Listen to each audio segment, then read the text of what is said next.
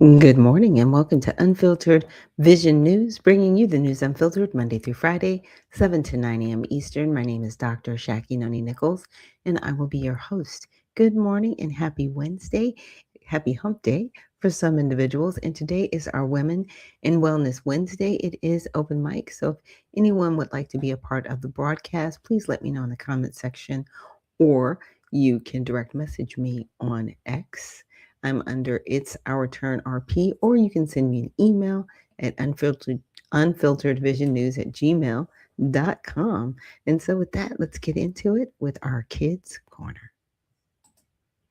Why a tiny raindrop falls from the sky. Today, let's hear the story of a raindrop who wanted to find true happiness. The raindrop looked down and saw a rich boy with all the toys he wanted, but the boy still felt lonely inside. Why isn't he happy? Thought the raindrop. He has everything, but something is missing in his heart. The raindrop wanted to fall, to touch the earth, to show the boy that joy doesn't come from things, but from simple moments. The boy laughed and felt the cool raindrop on his skin. For the first time, he felt joy without toys. The raindrop whispered, "True happiness is not in riches, but in love, laughter, and little moments we share." And so, the boy learned, being rich is not about money, but about having a rich heart, full of kindness and joy. Positive message. True happiness comes not from what we own, but from the love, kindness, and little joys around us. Yes, it's not a what we own.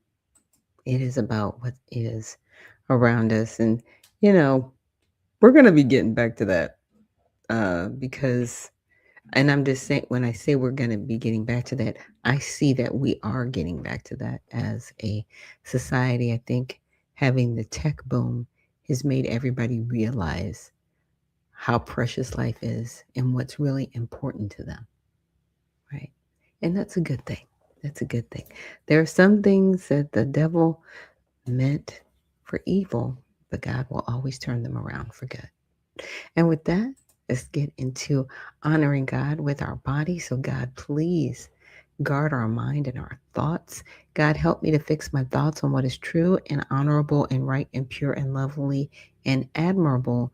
So I will think about things that are excellent and worthy of praise. God, please protect our ears and help us listen to your voice. God, help me to be quick to listen, slow to speak, and slow to become angry. God, please protect our eyes from sin's damage. God, I make a covenant with my eyes not to look lustfully. God, please speak life over my mouth. God, set a guard over my mouth. Lord, keep watch over the doors of my lips. God, please help our hands to serve generously. God, help me to do good to everyone, and especially to those who belong to our family in the faith. And God, please protect our reproductive organs. Help us to honor you, God, with purity. God, help me to honor you with my body. And God, please protect my feet as I walk along your path. God, let your word be a lamp for my feet and a light on my path. And so if you're just joining us here on Unfiltered Vision News, that is a prayer that we say every day to set our hearts and our minds right for the day as we go forward. So there's a lot of news to get into, a lot of things happening at the White House. We're going to get into some of that. But where I wanted to start was an article I came across regarding JP Morgan Chase. And whenever things hit the financial market, we really need to stay top of mind and abreast to what is going on. So let's get into it. And just revealed huge systemic risks in the financial system. They're the latest victim of the private credit crisis. And if JP Morgan goes down, trust me, the whole system will go down. The private credit stocks are under pressure again after a report said JP Morgan was marking down software portfolios and limiting lending. Hey guys, sorry for interrupting the video. I just wanted to point out that since we filmed this, Deutsche Bank and Morgan Stanley have also come out, in addition to JP Morgan, and said they have serious issues with private credit. So the point here is we could be seeing the beginnings of a GFC 2.0, where this time it's not subprime is contained. They're saying private credit is contained, but we know how that story ends. Back to the video.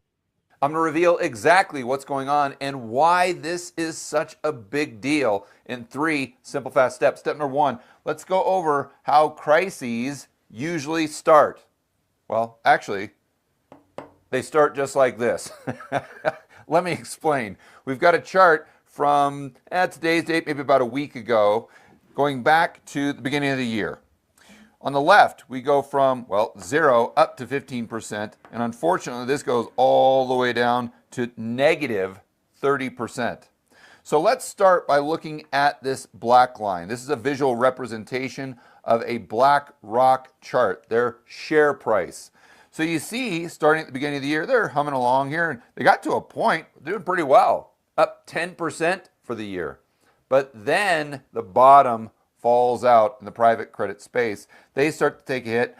Going to, well, the middle of February, let's say, they're still flat on the year, but then they reveal that they are also caught up in this private credit debacle, and they actually admit the fact that they themselves are also halting redemptions, just like Blackstone and just like Blue Owl and many, many others that we're going to discuss right now in this video. So, And when he refers to redemptions, he's talking about withdrawals, right?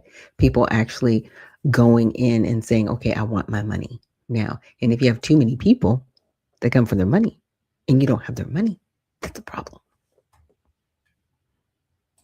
as you would expect, their share price plummets down now right around maybe 10, 15% on the year.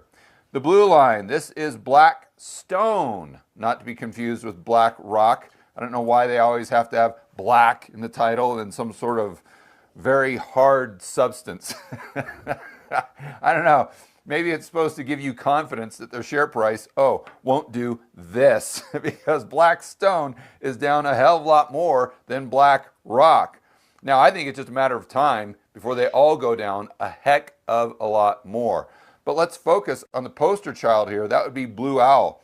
They start off the year, and we forget that going into maybe February or so, at least the later parts of January, their share price was flat on the year. In fact, they were up about 5, maybe even 7% on the year. But then we all know what happens. They have to start fire selling assets because they have so many redemptions. And now their share price has gone, well, literally off the charts, but not in a good way, in the bad way. when my chart isn't low enough to show that they're down probably 35%, if not more, on the year. So the point here is that financial crisis always starts with the financials going down as far as their share price. Now let's zoom out a little bit and look at the XLF. This is an ETF with a lot of the big players in the financial space, such as American Express, JP Morgan, Berkshire, Wells Fargo, and B of A. Editor, throw up that chart, and we can see that's down big time on the year as well. Now let's zoom out even further, go back to the GFC, maybe 2007 going into 2008, and what did the financials do? What did the XLF do? The exact same thing that it's doing today, and the exact same thing you would expect to precede a financial crisis. And oh, by the way, the market sniffed this out way before JP Morgan came out and actually admitted that they were, well, one of the cockroaches, let's say. You can see their share price really going down over the last month or so. But let me be very clear. This is absolutely a systemic issue. I mean, go back a few months into 2025 and remember when Tricolor blew up. Remember when First Brands blew up and everybody said that it was a nothing burger. Everyone said that it was isolated. In fact, today, what are they saying? Well, private credit is contained. Just like they said subprime was contained back in 2007 and 2008. But we all know how that movie ended. And at the end of this video, I'm going to show you mechanically why these credit cycles are never, ever contained. But before I do, I want to mention that it's not just BlackRock who's having issues, Blackstone, and of course Blue Owl. It's also entities in the UK such as MFS. They blew up at the end of February. You might be asking yourself, George, what does MFS do? That would be mortgages. Ring a bell? And we just saw the breaking news that another private credit cockroach is coming out of the woodwork and having problems with redemptions and likely going to have to fire sell assets that could put them in jeopardy of going bust. Step number 2. Now let's get into the details. Look beneath the hood and find out exactly what's happening with JP Morgan and others that are more recently having problems like Cliffwater. So here we go. From Bloomberg, JP Morgan restricts private credit lending after loan markdowns. And although the title highlights loans, it's also just as much, if not more so, about the collateral. More on that in step number 3. That's why these credit cycles are never, ever contained. But getting down into the article, a lot of the devalued loans are to software companies that have been some of the biggest borrowers in the space. But then along comes AI. Then along comes a deteriorating labor market. Then along comes a deteriorating economy. The tide starts going out, and we got problems. Let's get back to the article. Wall Street lenders like JP Morgan act as banks to private credit funds, providing them with cash using their loans, wait for it, as collateral. A reduction in the value of those assets will curtail the amount the bank is able to lend to these funds. And not just to these funds, but it curtails the amount of lending the bank isn't necessarily able to do, but willing to do to other counterparties in the financial economy. So you can see how liquidity can dry up very, very quickly under these conditions. And liquidity drying up is just a way of saying there's no more money when people need money really bad. Then everyone goes bust because there's no money because the banks ain't willing to lend. And here we go. Cliffwater, the most recent cockroach that we talked about in step number 1, they became the latest private credit firm to face redemption requests in excess of 7% from its flagship fund. Now, this isn't some, rinky-dink fund. This is $33 billion. And the problem with these redemptions is the assets on their balance sheet, these loans they're making, are highly illiquid. So let's just say for a moment the loans that Cliffwater made to these, let's say, subprime borrowers, to put it mildly, are all valued at 100 cents on the dollar. Okay, fine. But if you start getting redemption requests that you have to meet, you've got to fire sell those assets. And even if they're valued at 100 cents on the dollar, they're highly illiquid. There are not many buyers out there. And the buyers that do exist, they ain't going to pay you 100 cents on the dollar. They're going to pay you 50 cents on the dollar. And at that price, they might not even be able to meet redemptions. And if that happens, you know what's next. They go bust. And oh, by the way, remember when Jamie Dimon famously was warning about all these cockroaches? What he didn't tell us is that he was one of the cockroaches.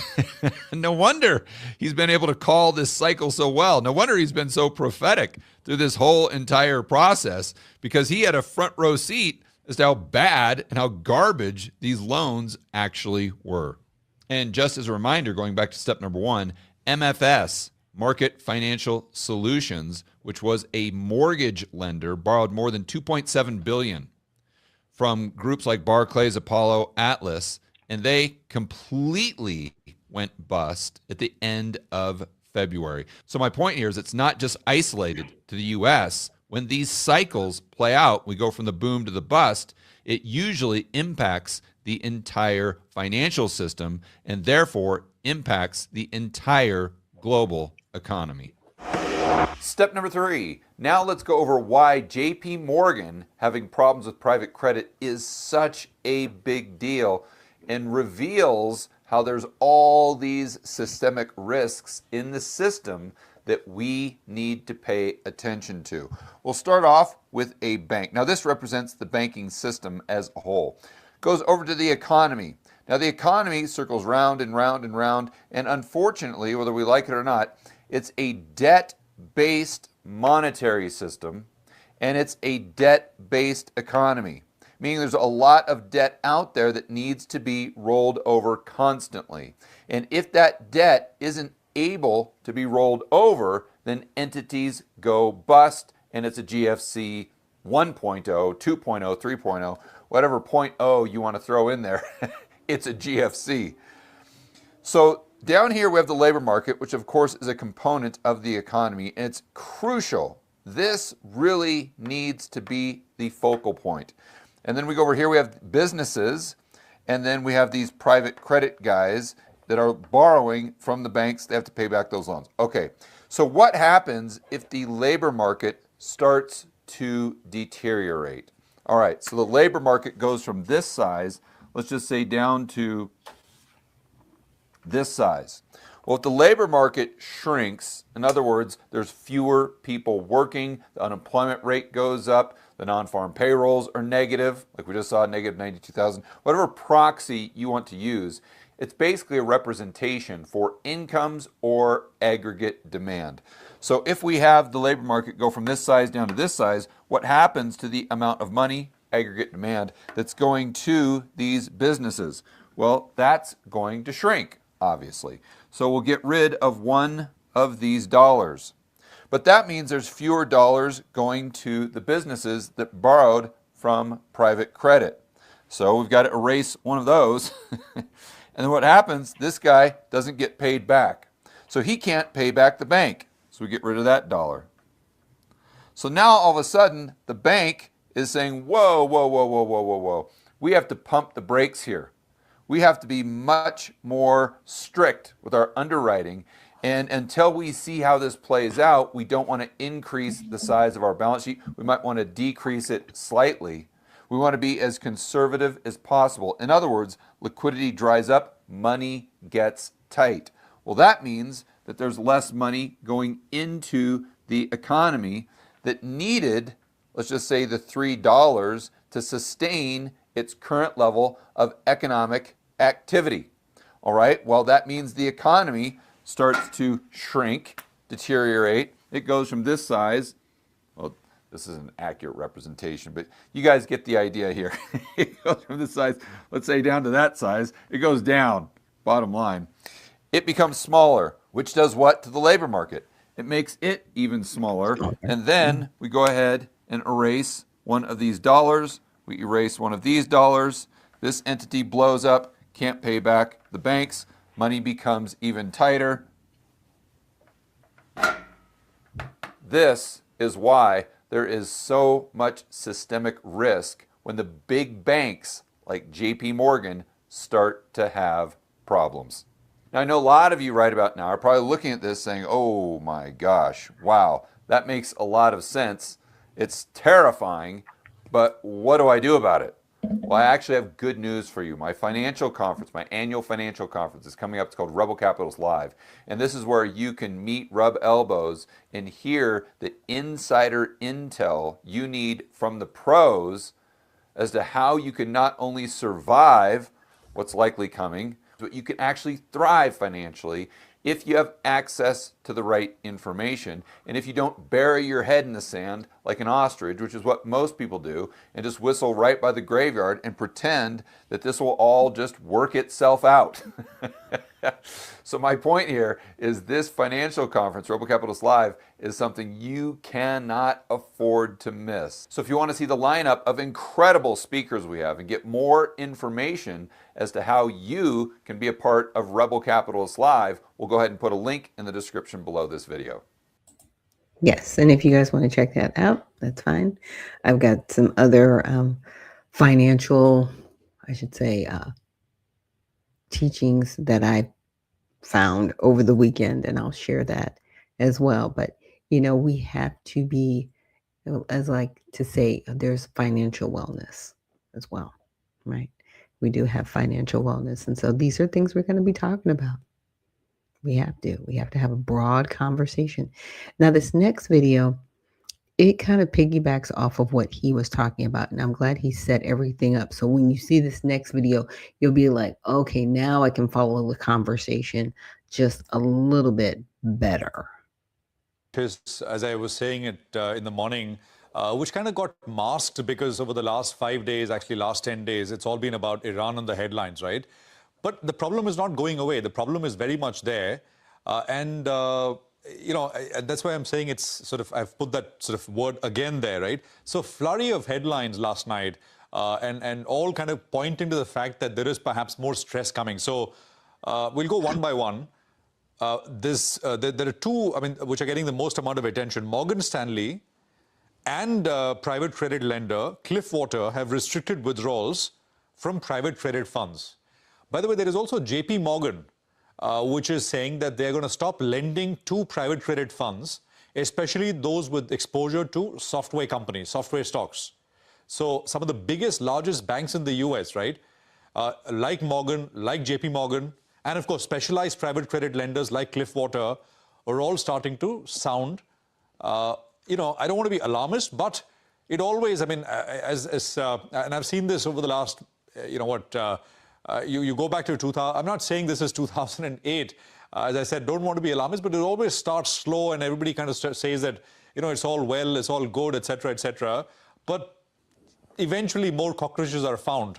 No disrespect to cockroaches, but number two, right, Partners Group, which is of course a very large group, a private equity group, and they were quoted as saying, this was an article in the Financial Times, they said that there's a good chance that we see default rates double in the next few years.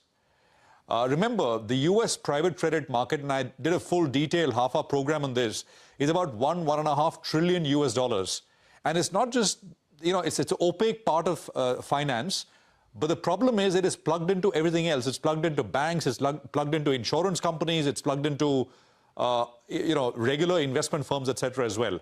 So that is number two. Number three, you have an investment fund in LA, $5 billion in asset management, not very well known, but that's why I mentioned the size of the fund. It questioned asset manager Blue Owl. Blue Owl now is a very well-known private credit alternate asset manager. It's listed, and this is where the trouble started, and we had highlighted it about a month ago. This investment fund with $5 billion in assets essentially is now questioning Blue Owl's current value on its investments. I mean, their assessment of what these assets on their books is worth, and saying, well, perhaps they're not being marked to market properly. Number four, Deutsche Bank, and this was separate, right? Deutsche Bank came out with an annual report last night, and they essentially are saying that their exposure to what is described as NBFIs, non-bank financial institutions, is about 26 billion euros, about $30 billion, basically. This is essentially exposure to the private credit fund. Now, again, you've got to remember that Deutsche's size is, what, 500 billion euros. Size of balance sheet is $500 billion. This is 26 billion euros, right? So context matters, but just wanted to put that out.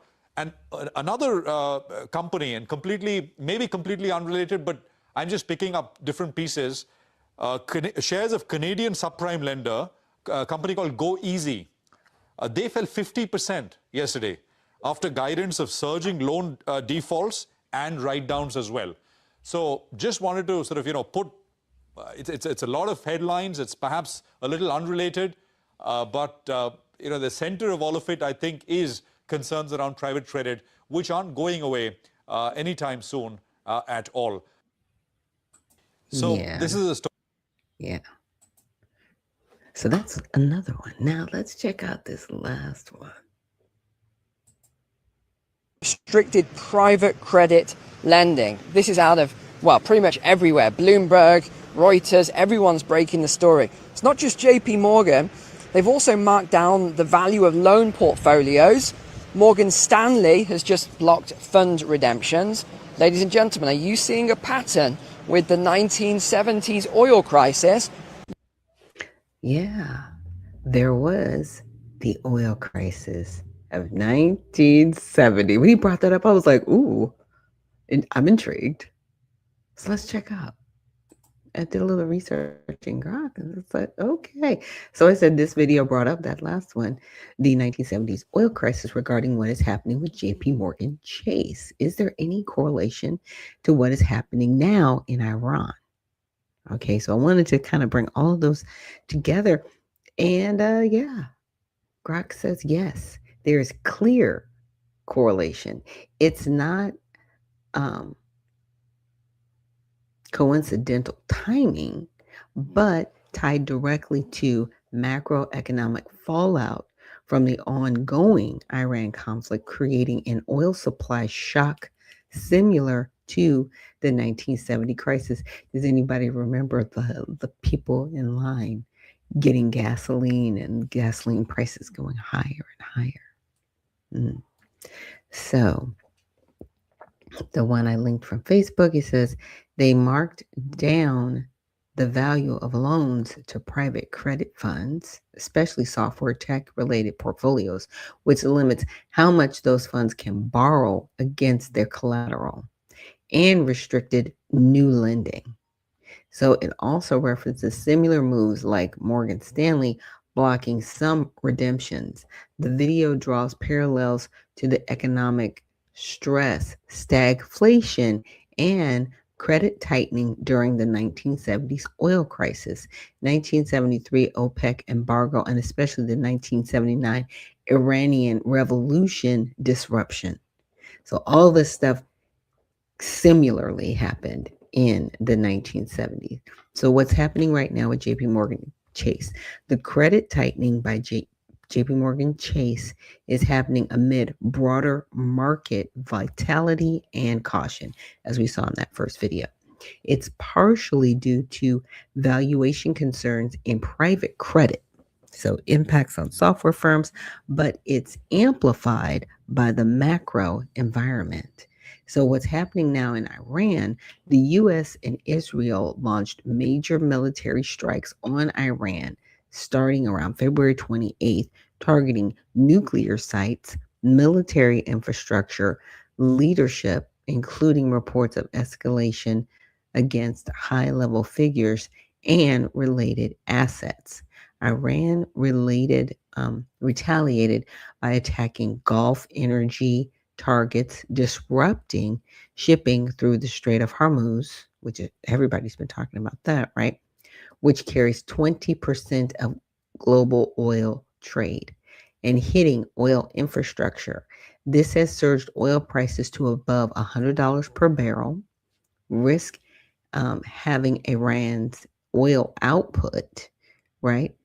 If port of Karag Island is affected, and I talked about that a little bit yesterday, effectively snarled tanker traffic and created the biggest energy supply disruption in decades. So JP Morgan's own analysis have been warning about exactly this: potential 10% S&P 500 correction, inflation resurgence, stagflation risk, and oil hitting $120 a barrel if disruptions worsen. They explicitly compare it to the 1970s. Yeah. I don't know how many people are out there talking about this outside this guy doing this short YouTube or this short Facebook, video, but I wanted to bring this to you guys because we definitely have to be aware and top of mind of this, because in 2008, it was the housing crisis, right? But right now, the way we survive as a global unit around the world, any chinks in the armor, it affects everybody else. It's like dominoes, it cascades, right? So the direct correlation, the oil shock barrel, the 1970 crisis, especially 1979, were triggered by Iranian oil disruptions, revolution plus embargo effects, causing lines at gas stations. Remember, I told you guys about the lines, inflation, recession, and banking strains. Today's Iran war is recreating that exact dynamic. Oil supply chaos from the same region right now. See, oil does more than just put gas in our cars. It heats houses, right? It puts fuel in the tankers,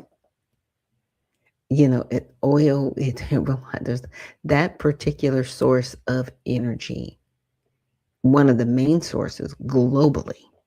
When it's disrupted, it affects everybody else. It's just a chain reaction. So banking and credit link, the 1970s oil shocks strained banks, inflation, loan issues. JP Morgan's predecessor, Chase Manhattan, had massive ties to the Shah of Iran handling petrodollars, loans, and deposits. The 1979 revolution led to asset freezes and hits on Chase. Now in 2026, the new Iran conflict is fueling the very economic uncertainty, oil/inflation fears that prompts credit caution, like the loan markdown in this video. Now, the other thing that I don't know if it's in here, it's not in here. Okay.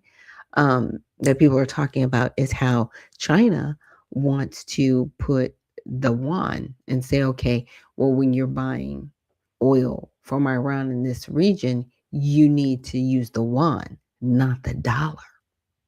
Yeah, that's happening. Maybe I'll have to put that in here too, because I was like, okay, where's the one?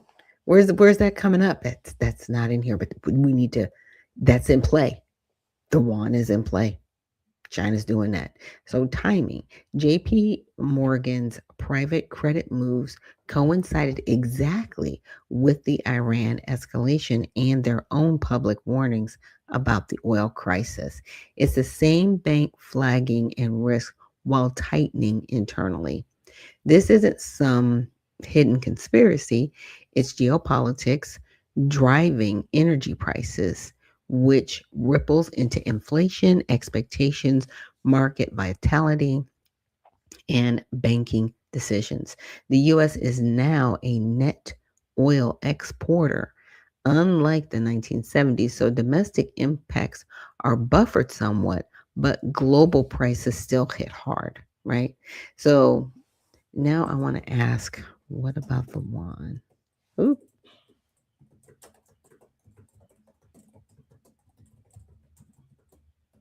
I hope I spell this right.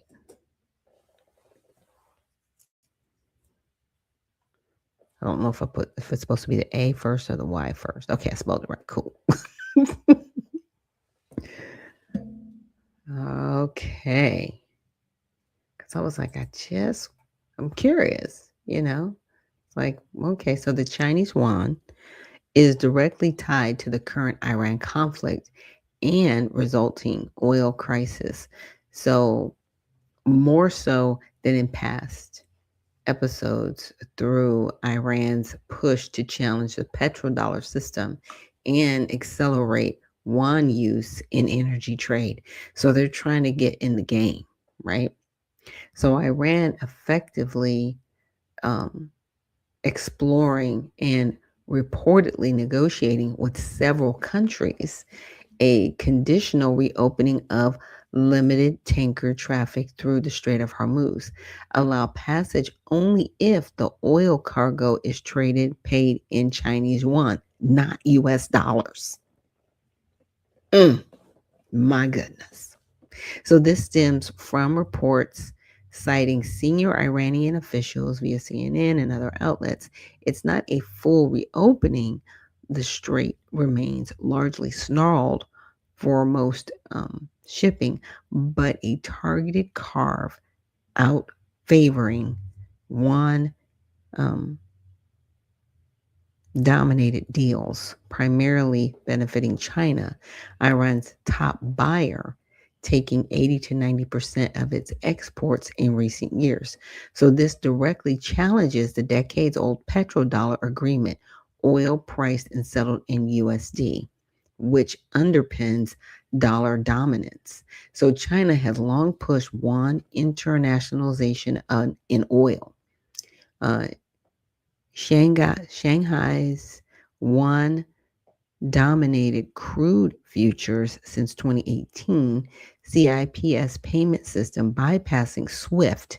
So SWIFT is one of those international payment systems. So CIPS It's bypassing it.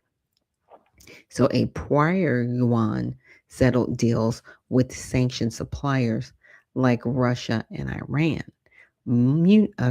Much Iranian oil already flows to China via shadow fleets, often settled in yuan, RMB, to evade sanctions. The war has amplified this, and I'm not calling it a war, it is a conflict.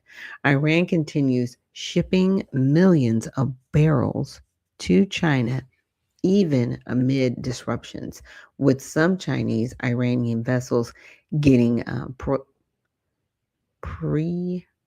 preferential passage. Ooh, what is going on? Now, this correlates to the broader oil crisis and JP Morgan actions. The ongoing war, there's still a conflict, has spiked oil prices, right? We talked about that, over $100 a barrel. Shocks Hormuz 20% and fueled inflation, stagflation fears mirroring the 1970s. Now, for China, it hits hard short term. Lost didn't count Iranian barrels, higher replacement costs from Russia and the Gulf reroutes, but buffered from massive stockpiles, renewables push, and Russia pivot. The yuan proposal could give China preferential access to limited Hormuz oil, tilting flows towards Beijing, while others face rerouting costs and insurance hikes. Now, this ties back to the JP Morgan Chase video reel that I mentioned before. JPM's credit tightening, loan markdowns, restricted lending to private credit funds reflects macro vitality from the oil shock, inflation risk, potential S&P correction, banking caution. JPM analysts have flagged the Iran conflict as the biggest threat to their prior bearish USD view. Oil shocks strengthening dollar via safe haven flows and commodity links. Now, a yuan for oil push erodes petrodollar strength over time, right? Potential long-term USD pressure, but short-term oil-driven dollar strength, as seen in early March. Yuan vitality reversals by PBOC to manage risk. So the broader ripple, higher energy costs strain global credit liquidity, exactly why banks like JPM are pulling back now. So in short, the yuan isn't just a side note, it's becoming a geopolitical weapon in this crisis. Iran uses it to favor China, its lifeline amid sanctions and war. China gains strategic energy edge and currency clout while it indirectly pressures dollar homogeny. If this one carve out expands, even limited, it accelerates de-dollarization trends faster than expected, adding another layer of uncertainty to the 1970 style oil shock we're seeing. Markets are watching closely. Short-term vitality and currency bonds and credit is likely if it gains traction. And another thing that people are talking about, sorry to throw this monkey wrench in here, is the gold trading that's going on. There's a lot of trading that these countries are doing in gold. Yeah, so that's in the mix. I will not make y'all go through this. I will study that on my own, but that's how my brain kind of works. I just start going down rabbit holes. I'm like, well, what about this? Well, they brought that up. Well, what about that? And you just have certain questions that you want to get answered because the way they've created this global system, we really are all in this together. And it's the interdependencies that have created an unnatural dependence. It's one thing, like I was saying the other day, if we're dependent as the United States and we have a few things out here and there, if everything were to shut off tomorrow from those outskirts, can we still stand on our own? And right now, because of the dependencies that have been created, we can't say that. We can't stand on our own in some areas. And that shouldn't be. And that shouldn't be for any country, in my opinion. It shouldn't be that way. You should be able to stand on your own. If you can't stand on your own, something's wrong. Okay? You filtered out too much stuff. You should always be able to stand on your own. But this is, it comes back to greed and all kinds of other stuff. But we won't get into all of that right now. But good morning to everybody. Good morning, Spud. Thank you so much. And JJ, he says, top of the morning, peace and blessings. Thank you. And Uncle Coolwater says, good morning. After hearing this guy, I think I want to order some Dairy Queen. I know, right? And Uncle Coolwater also says, along with lines, there were limits on the amount of gas that you could buy. There were restrictions. There were complete restrictions during that time because, people wanted to come and not hoard gas, but they wanted to make sure if it was at a decent price that they could get it, that they got enough. Couldn't do it. So we'll see what continues to happen, and we'll definitely continue to follow this. And like I said, I got to ask Grok. I'll just let it go, and we'll keep going here. And I'll just say, what about the gold? What about the gold that's going on? Because that's happening as well. Like I said, these countries have okay, we don't have yuan and the petrodollar and this, that, and the other. Yeah. Yeah. Oh my goodness. You gave me a good breakdown. We're thinking about the gold. Gold is behaving in a classic but counterintuitive way amid the current Iran conflict and oil shock, initially spiking a safe haven asset, then pulling back sharply, so much like some patterns seen in past crises. Because you got to remember, oil is a commodity, just like gold, just like silver. They're commodities. So they're traded differently, and their rise and falls act differently. But the one thing that is outside of it being a precious metal, it can be traded and it has monetary value, right? I wonder whatever happened to that whole Fort Knox meeting they were supposed to have. They were like, yeah, we're going to go to Fort Knox. And then it never happened. I wonder who said, you know what, knock it off. You ain't going up in there. Because it shut down quick. I'm just saying. And it never happened. You saw Elon Musk kind of dancing around like, yeah, we're going to go into Fort Knox. And somebody was like, nope. And he didn't say nothing. So whoever said it, they were powerful enough to shut that down. They shut down that whole thing. All right, you guys, we're going to get into this next set of news. Now, this is going to be from Valuetainment, PBD, in his podcast. And I wanted to start off with the Meta layoffs. I don't know if any of you guys have heard about that, but that's going on as well. That are working at Facebook. There's some bad news coming your way because Meta eyes massive 20% workforce cuts as AI infrastructure costs continue to soar across operations, reports say. Vinny, get your charts ready, please. I'm going to come to you first. So while you're looking at this story, let me read it to you. Meta's reportedly weighing, and by the way, that's around 16,000 people. Rob, can you pull up what 20% of Facebook Meta looks like? Mm-hmm. The cuts come as a technology company aims to offset the cost of AI infrastructure and prepare for greater efficiency brought about by AI-assisted workers. AI-assisted workers. AI-assisted workers. What does that even mean? They're sitting there operating the AI and telling ChatGPT what to do. Yeah. Three sources familiar with the matter told Reuters. The outlet added that the timing and the size of the potential layoffs have not been finalized. When reached for comment, Meta spokesperson told Fox Business, this is a speculative report about theoretical approaches. According to Reuters, top Meta executives recently shared plan for the proposed layoff with senior leaders at the company. If the company were to slash 20% of its employees, the layoffs would amount to Meta's largest restructuring since 2022 and early 2023. Meta laid off 11,000 workers in November of 2022. Mm-hmm. The company cut another 10,000 jobs months later. Meta employs nearly 80,000, 79,000 as of December 31st. That's around 16,000 employees that will be fired. Tom, thoughts on this? So there's a couple thoughts I have. First of all, people accuse foreign countries in the Middle East of sport washing. They're using sports to kind of cover up other things they're doing. Right now, we've got a thing called AI washing going on.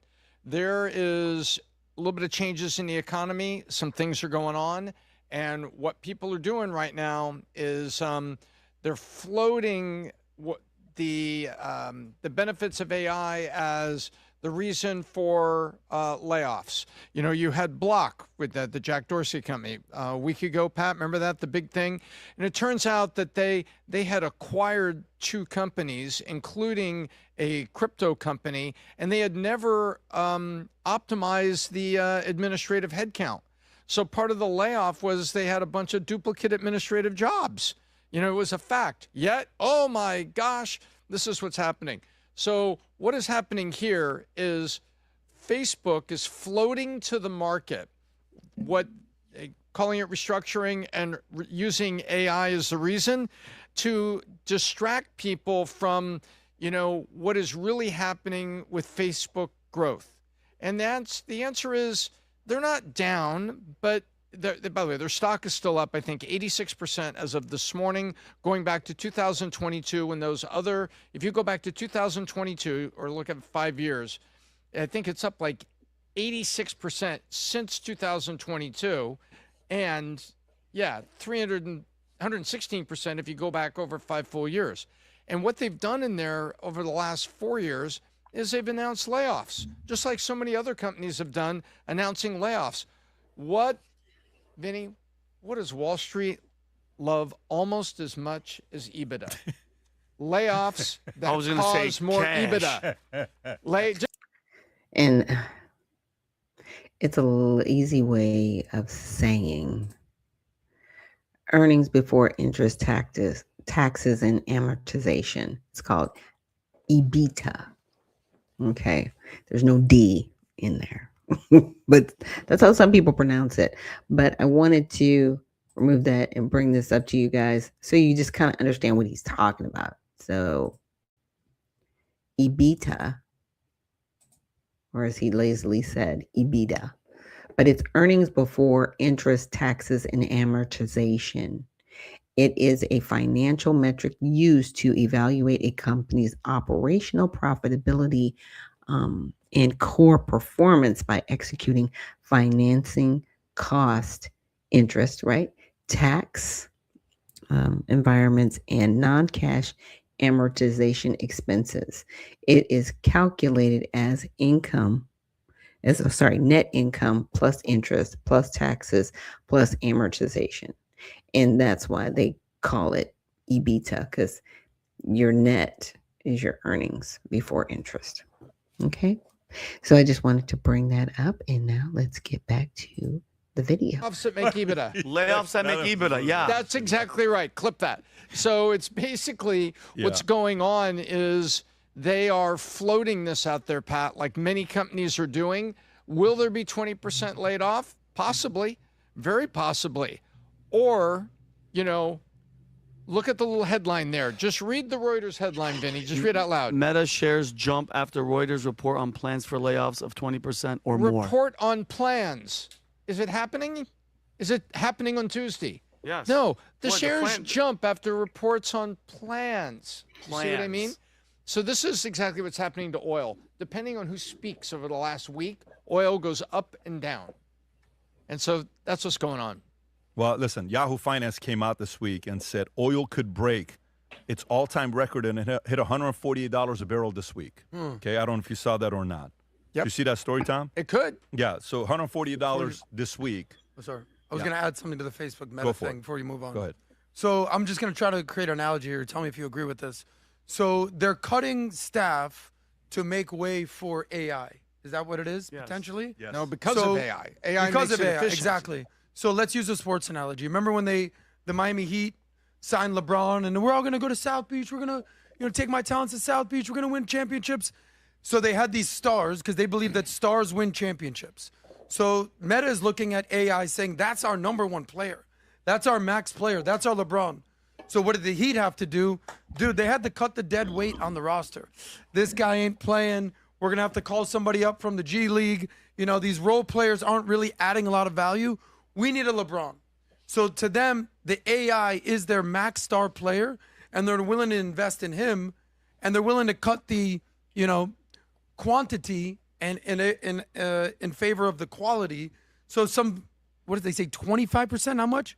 20% of their workforce Those are role players. Those aren't the stars. So to me, AI is the star. They're investing in that, and we'll see where these role players If this end up. becomes true that they're laying off 20%, you're going to see their stock move up in a massive way. You think it's going to go up?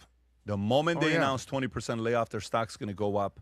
My opinion, 3 to 10% the moment they make that announcement. And why would it go up immediately, you think? That's profit going back into the pocket. there's So, no employees. so what is the average? What is the average employee at Meta make? Ooh. 120? What's the average employee in Meta make? Average. Average employee at Meta. Meta's got engineers that make $5 million. So the median employee compensation at Meta, what do you think it is? 250,000. What do you think it is? Yeah, I mean it's high, especially in Silicon Valley. $379,000. Yeah, I was going to say at least a quarter million. So if you go to this and you type in 400,000 times 20,000, how much is that? $8 billion a year added to EBITDA. Wow. At a valuation, what is their PE ratio, Rob? What's the PE ratio? Vinny, can you do you know what's the PE ratio of Meta? What is the PE ratio of Meta stock? What is it? Is it 25, 22, 38, 41? It's not going to be low. It's I'll going to be a take care high of this, number. Pat. I think it's I messed up. I put 31 and a half. Meat stick. Okay, so check this out. Their PE ratio is 31 and a half. If this saves $8 billion in salaries, what's $8 billion times 31 and a half? This right here is a $240 billion increase to the valuation. It's firing 20% of their workforce adds $250 billion of valuation to Meta. So what's Meta currently worth right now? What's Meta's current market cap today? Meta's current market cap today is what? It's $1.84 trillion. Trillion, So yeah. what's is that what it says? Is that what the market cap says right now? Trillion and a half. Is it Yes. trillion and a half? What's 250 divided by the trillion and a half? 250 divided by the trillion and a half. What's the 250 number? $250 billion is how much it's going to increase. Gotcha. So if you go to 250 divided by a trillion and a half is what? 16%. Is that what it is? Is it a sixth? Is that what it is? So if it's $1.5 trillion, yeah. So you're looking at the stock. It says 16.6%, 17% stock going up. I don't think it's going to go that high because you have some other things you need to do. But I think it's going to go up 3 to 10 points. I wouldn't be surprised if it went up 10 to 12 points. Okay, I wouldn't be, if they fired if they let go to 20,000. Do you remember when Meta changed? That's if they. So so even the high priced engineers that are making over $300,000, over $350,000, they are making $325,000 over that a year. That's what their salary is, and those are the people that can be in the unemployment line. Wow. Okay. All right. So I wanted to look at this post that was done, and it is regarding Meta. It says, do you understand what happened in the last 12 hours? A CEO of a $200 billion company said on camera that 35% of new grads won't find jobs. He didn't even flinch saying it. Meta made $165 billion last year and is still firing 15,000 people because apparently record profit isn't profitable enough. Some random guy in Florida sold his entire house in 5 days using ChatGPT. No real estate agent, no commission, no experience, just vibes and a $20 subscription. A man in Australia cured his dying dog's cancer with an AI after every single vet told him there was nothing left to do but a custom vaccine from his couch. Okay. The guy who created Uber left 300,000 taxi drivers, broke his back building robots now because apparently ruining one industry wasn't enough. Tinder wants access to your camera roll, your drunk photos, your 3 a.m. notes app meltdowns, and deleted selfies. They're calling it a vibe check. Naval, the man who made hundreds of millions investigating in software, just said software is dead 4 words, the entire industry felt it. And Anthropic removed the limit on how long their AI can think, and then doubled everyone's usage for free. Because when the product is addictive enough, you give the first taste away. All of that happened today, not this week, not this quarter, today, a random Saturday in March. This is worse than you being on meth. And I guess this is showing somebody on meth and what they go through. But that was as of March 14th that all of those things happened.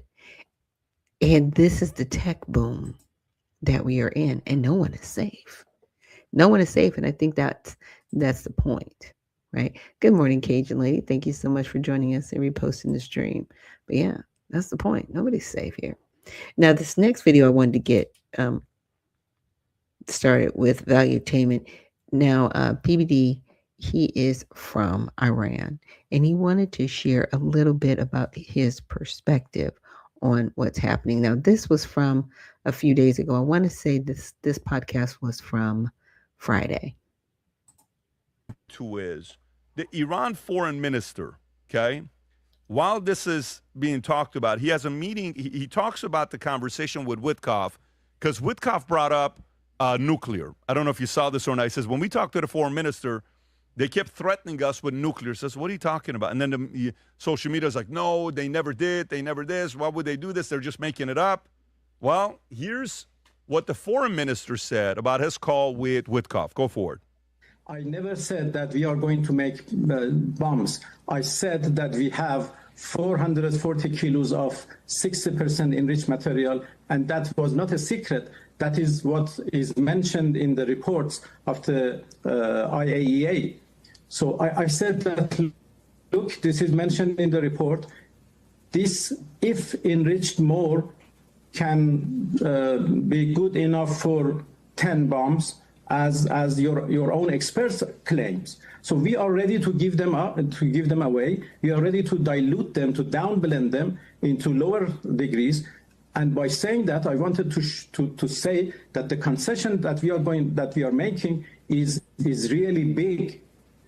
But how they have interpreted that, I don't know. Maybe because the lack of enough knowledge, maybe because of their intentions to justify, as I said, the act of aggression. Can pause it right there, Tom. Do you believe him? We're not going to party. We're not going to party.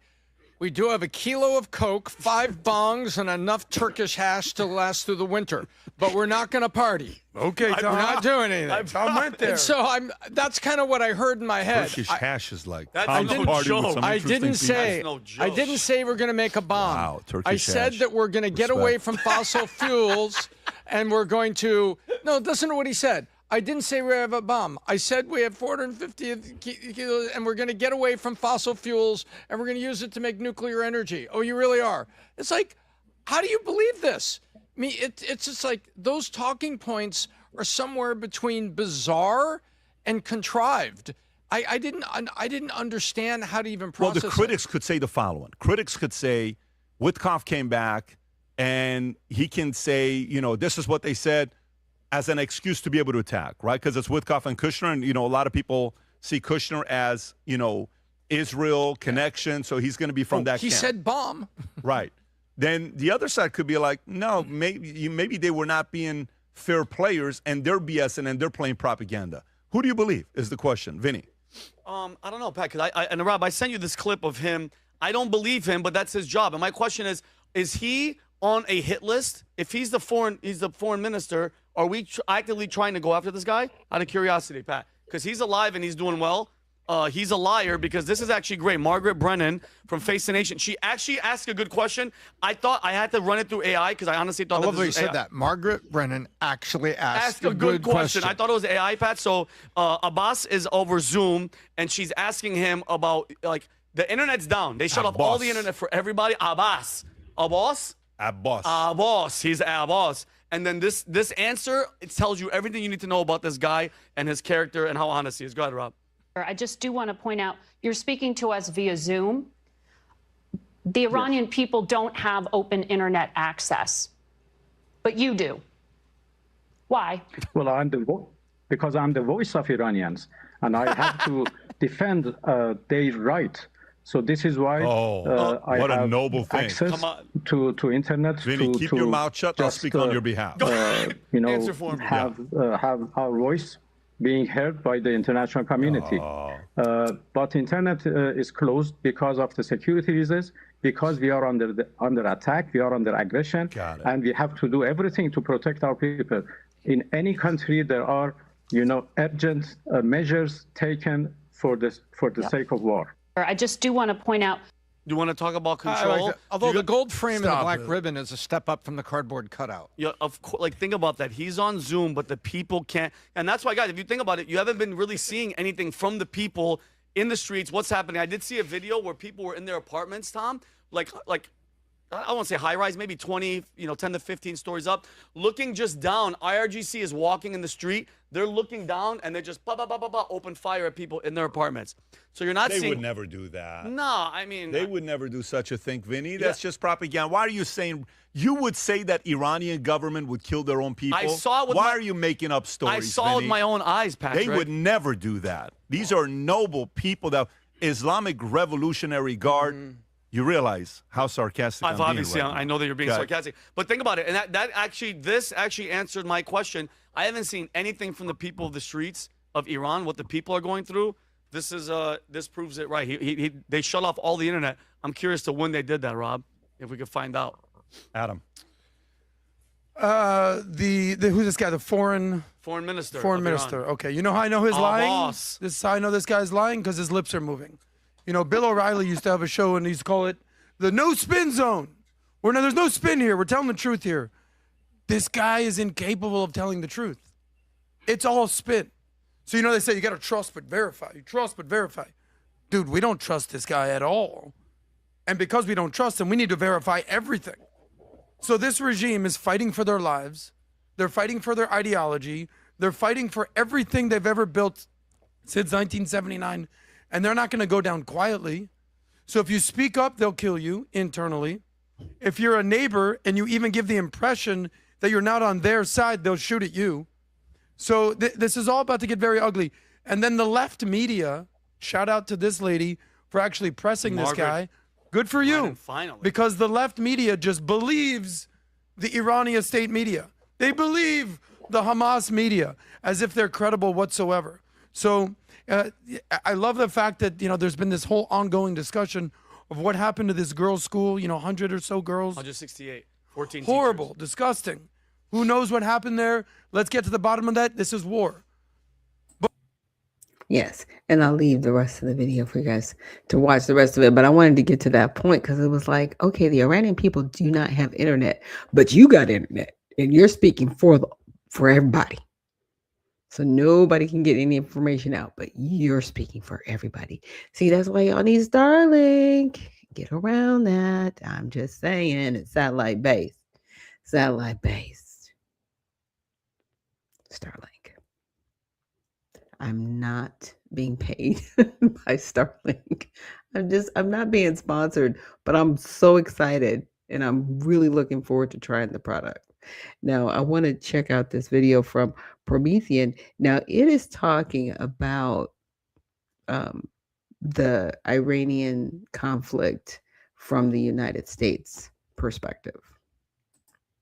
You've been told about forever wars and liberal intervention. The worldview driving President Trump's agenda in Iran isn't neocon, and it isn't imperialist. It is a radical, calculated strike against the very system that has hollowed out the American middle class for 4 decades. What we are witnessing is a major flanking operation to end the era of globalization. This is a radical break from 40 years of managed decline. I'm Mike Steger. I've been in this fight since 2001. Today, I'm going to show you the world map, 5 regions, 1 global strategy, and the end of the great game. The globalist era rested on a basic lie, that liberal democracy and international rules would solve the world's problems. It was actually a cover for permanent war and corporate control. Self-government was hollowed out. Power was handed to multinational corporations. Tony Blair said it out loud in 1999.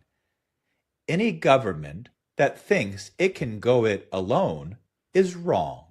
If the markets don't like your policies, they will punish you. That means accepting the judgments of international organizations, even when you do not like them. This is what Trump is overthrowing. This is why he moved on Iran now.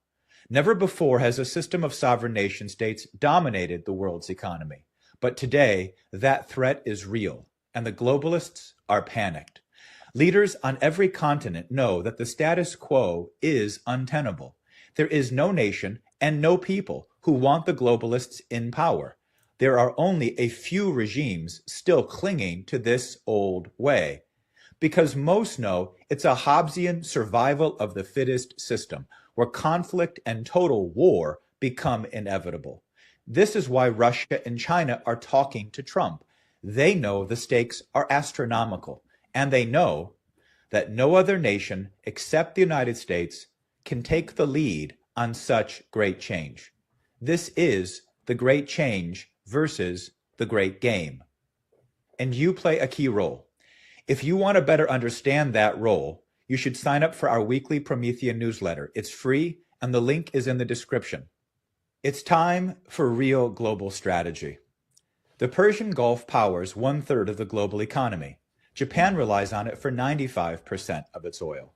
China and India for 50%. Vietnam, 85%, etc. Control this region, and you control the world's economic choke point. 100 years ago, the British Empire set up a terrorist group called the Muslim Brotherhood in Egypt around the Suez Canal, a shipping choke point. To this day, the Muslim Brotherhood wants a barbaric caliphate, not thriving Arab nations.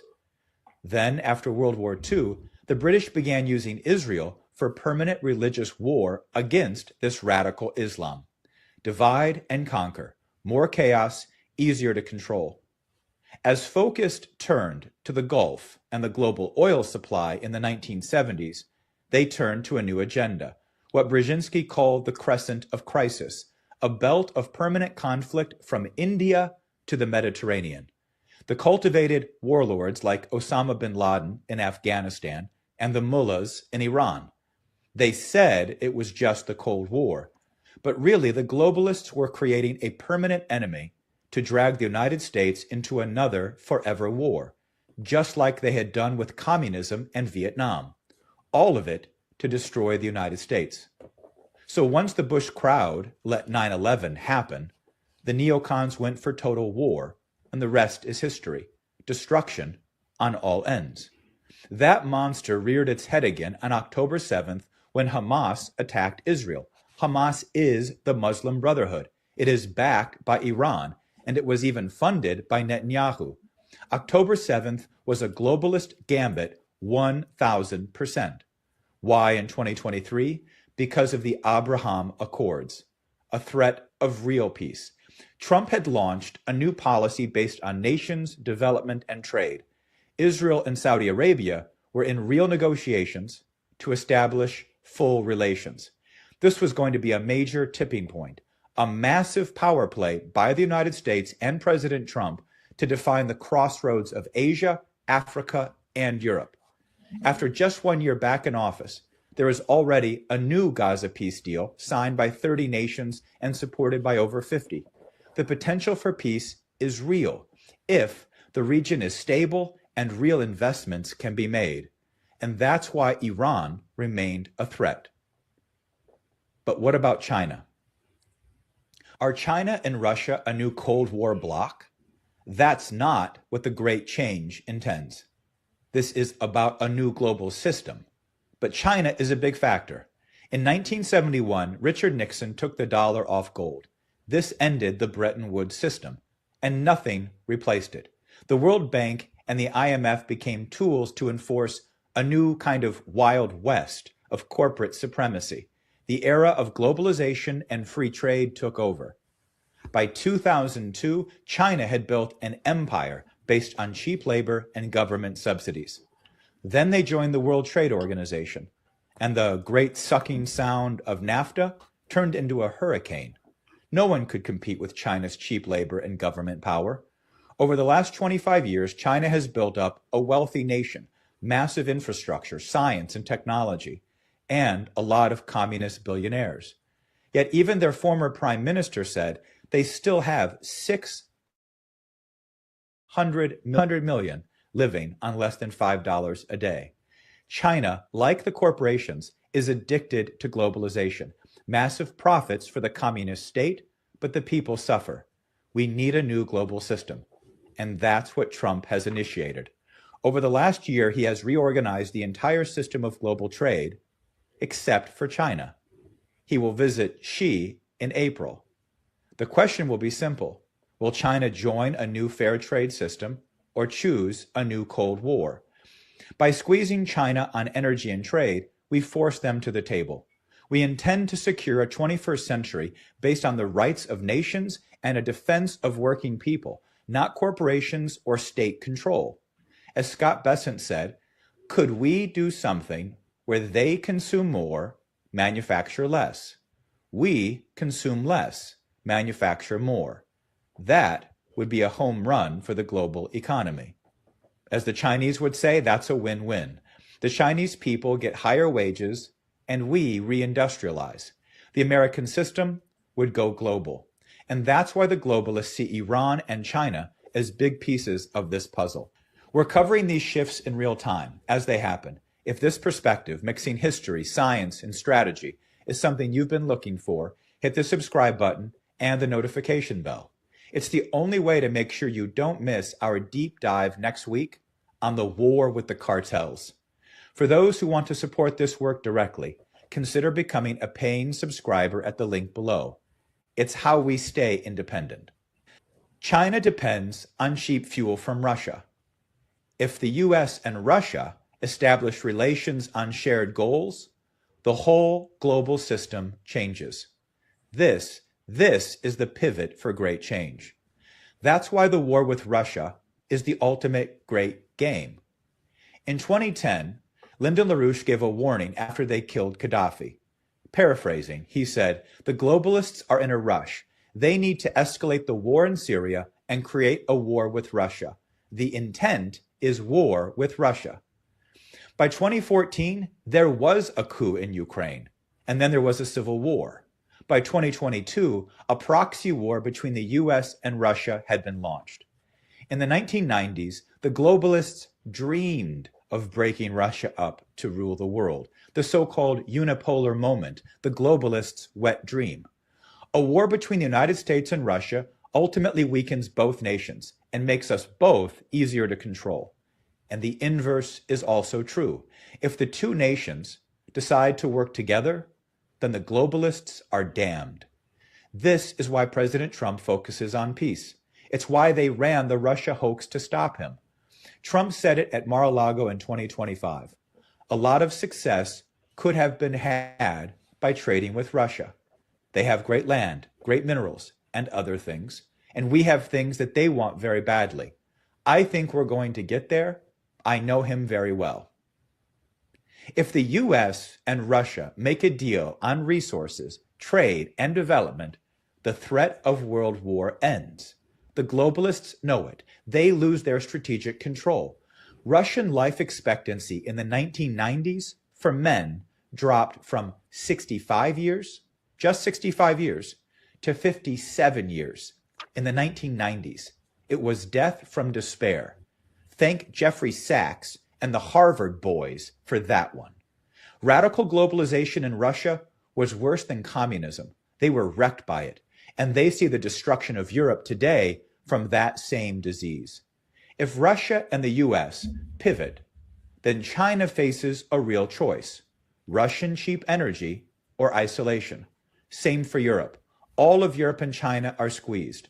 Globalization burns on the pyre of the great change. This is grand strategy at its finest. but let's bring it home. The best for last.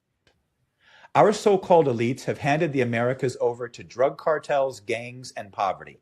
This is the cause of the immigration crisis. Trump is changing all of that. He is reviving the original Monroe Doctrine. This isn't gunboat diplomacy. The goal today is to turn the Western Hemisphere into the strongest economic region on Earth. That's the Monroe Doctrine. His national security strategy says this: the United States will prioritize commercial diplomacy, while an economically stronger and more sophisticated Western Hemisphere becomes an increasingly attractive market for American commerce and investment. His defense strategy says this: as the department works to secure America's borders, threats to those borders must be addressed deeper in the hemisphere. We will develop partners' ability to degrade narco-terrorist organizations across the Americas and support them as they do. The results are already coming in. We've declared the cartels foreign terrorist organizations, targeted their financial networks, initiated U.S.-Mexico military collaboration, extradited 55 cartel leaders from Mexico, eliminated a top cartel leader, El Mencho, removed Maduro, and we established the Shield of the Americas, a military counter-cartel operation throughout the entire hemisphere. We are quickly building a new civilization in the Americas, and there is much more to come. Stay tuned for next week's show if you're interested. But none of this works without the miracle here at home. Alexander Hamilton established the American system of economics as our constitutional system. This is the American system of political economy. In 1790, to avoid defaulting on the Revolutionary War debt, he used the debt to borrow even more, and then used the new investments to rebuild our new nation. Trump is doing the same thing. He took our weakness, our massive debt, the so-called consumer of last resort, and leveraged that to generate $18 trillion in investments into American industry. Semiconductors, shipbuilding, steel, aerospace, furniture. We have factories being built all over the country, and we are just getting started. This is breaking the grip of globalization and replacing it with strong and prosperous nations. And this great change, it has to come from the United States. We are the leading nation, the primus inter pares, the first among equals, because we launched the era of nation states. And now, today, we, the American people, are breathing new life into a system of nations.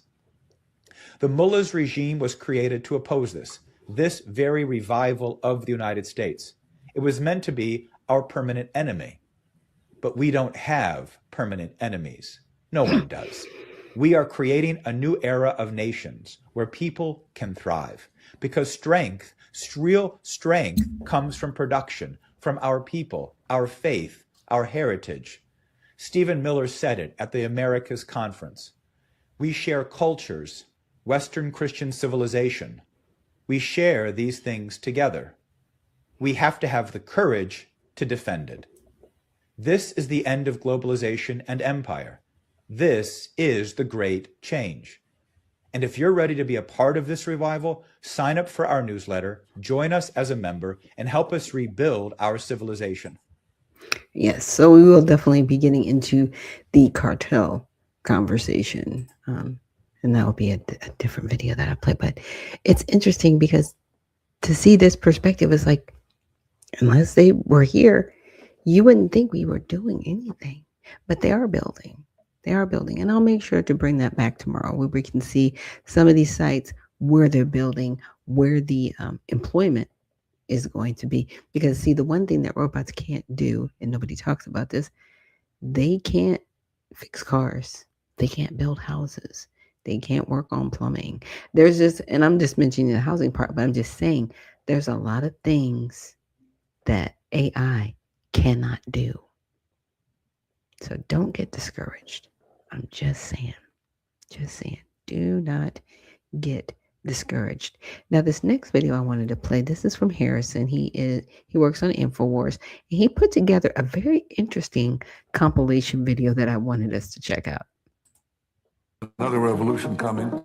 I tend to steer it along with the achievement of a broader peace. When history is within reach. So what Israel is fighting here is not merely a seven-front war, but an eight-front war. It's called the Jews against Rome. Rome and Jerusalem clashed over values with a great tragedy for the Jewish people.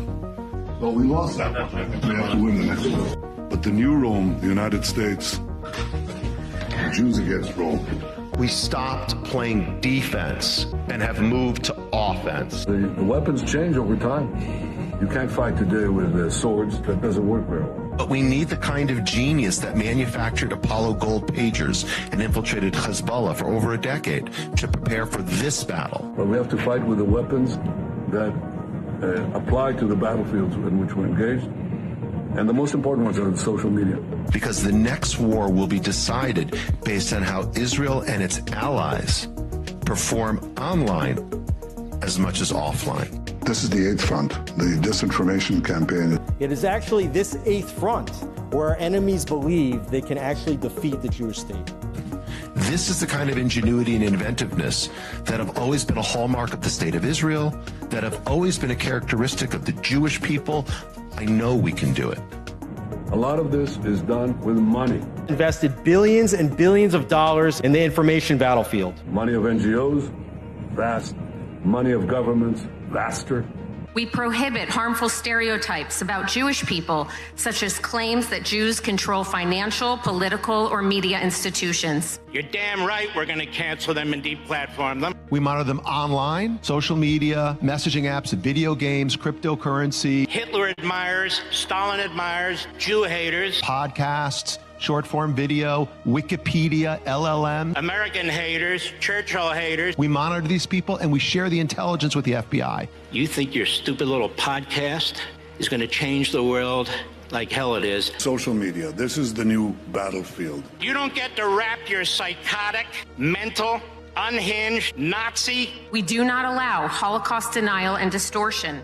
And the most important purchase that is going on right now is TikTok. TikTok, number one. For every 30 minutes that someone watches TikTok, they become 17% more anti-Semitic. So you have TikTok just smashing our young people's brains all day long with video of carnage in Gaza.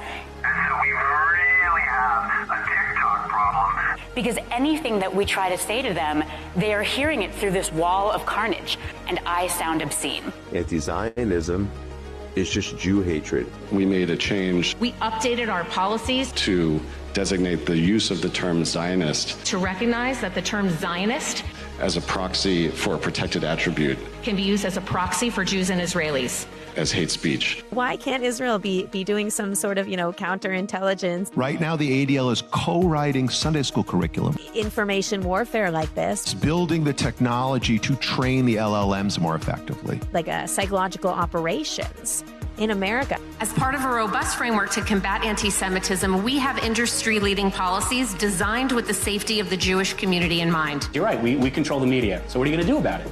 You're going to bitch on Twitter? Like, okay. Meanwhile, we're going to control more of the media. And working with OpenAI, with Alphabet, with Anthropic, with Meta, with Microsoft, we are working with them now to train the LLMs. We also have, I think, over 24 Jewish organizations that are constantly feeding us intelligence and information. So number one, we measure and track.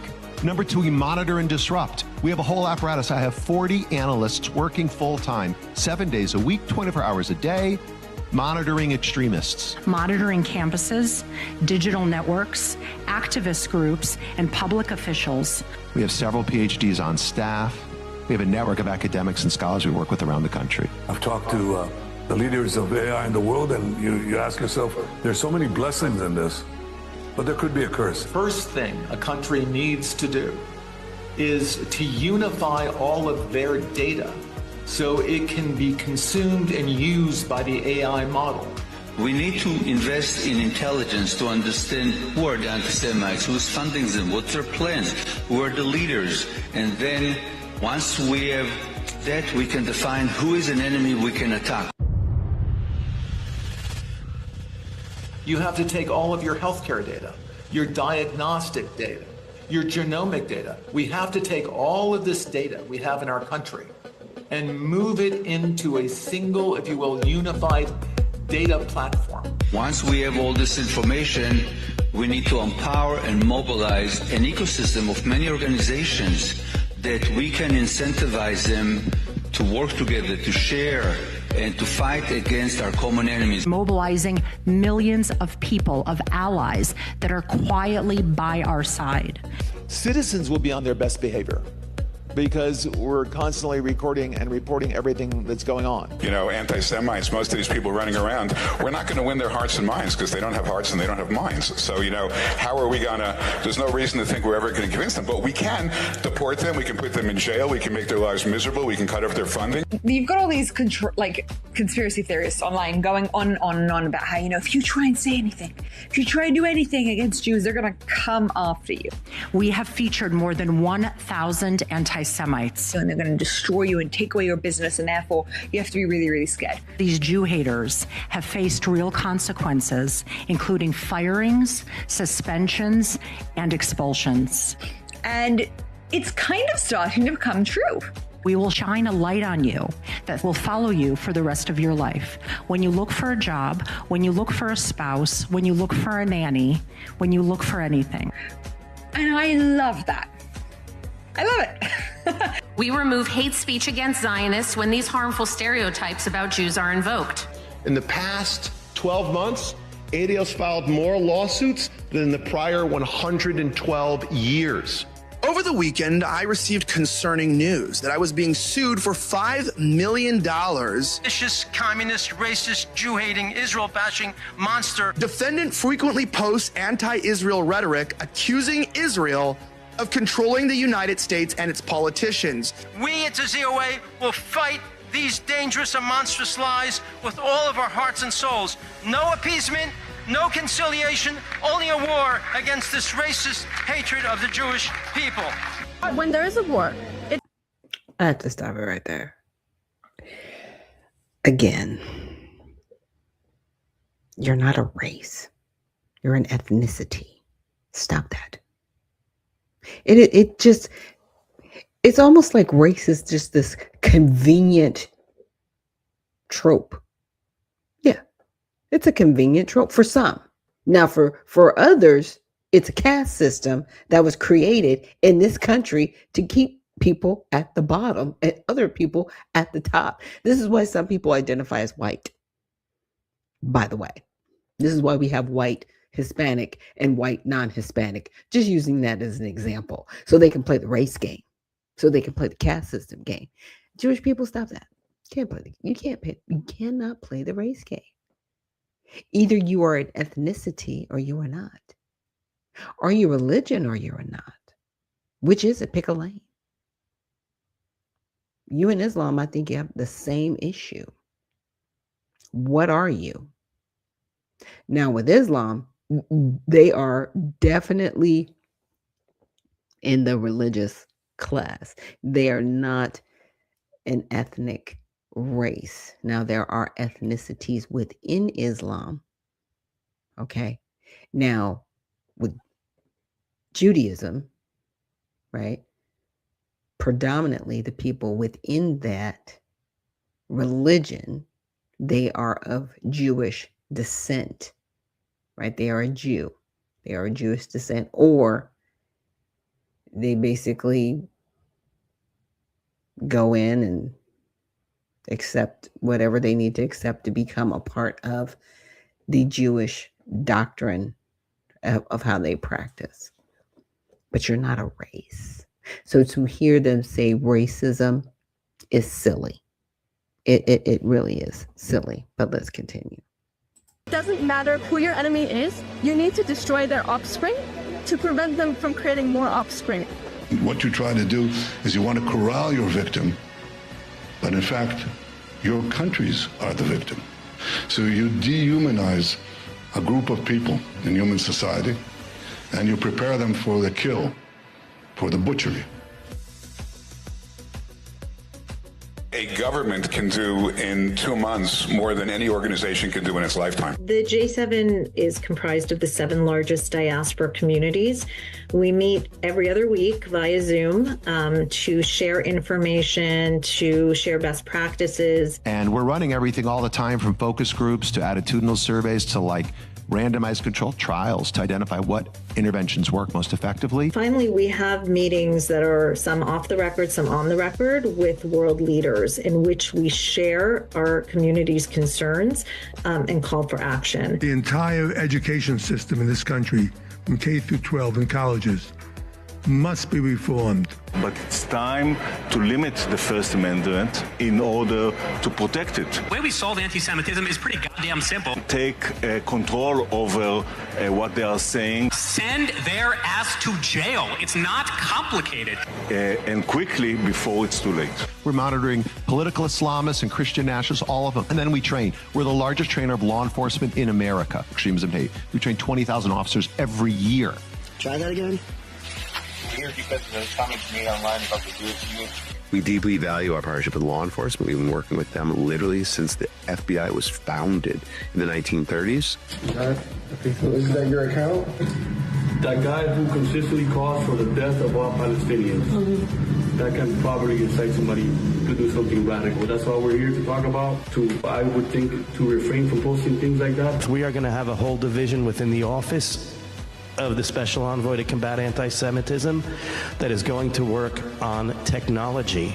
We must take all of our technological expertise and all of our available resources to develop methods to launch and win a significant counter-information campaign.